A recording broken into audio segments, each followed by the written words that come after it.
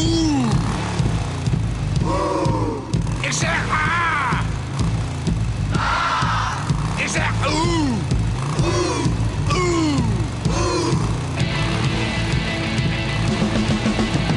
Oerend hard kwamen ze door aangeschud. Oerend hard, want ze hadden van de motocross gehoord.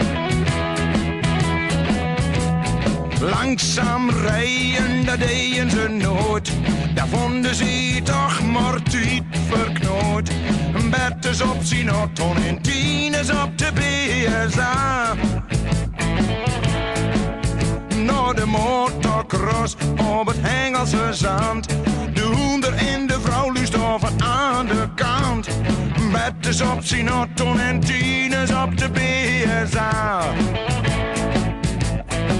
Ze gingen doen, het hart. Ze gingen doen, het hart. Het hart. Scheurden ze naar de cross naar huis. Het hart, want dan waren ze eerder thuis. Ze hadden allerbestend geen gehad. Ze waren allebei een heel klein beetje hun zaad. Een betters op zijn auto en tieners op de BSA. Aan het gevoel hadden ze nog nooit gedacht. Ze waren koning op de weg en dachten alles mag. Een betters op zijn auto en tieners op de BSA. Ze gingen doen, het hart. Ze gingen doen,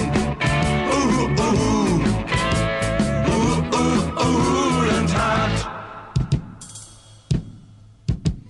Maar zoals altijd kwam dat gejakker een eind. Deuren zat de keel die de snelheid van een motor niet kent. Betters reed erop en tieners kwam er vlak achteraan.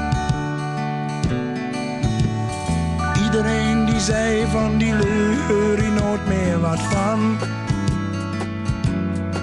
Ze gingen nooit, nee nooit, nooit meer oerend hard.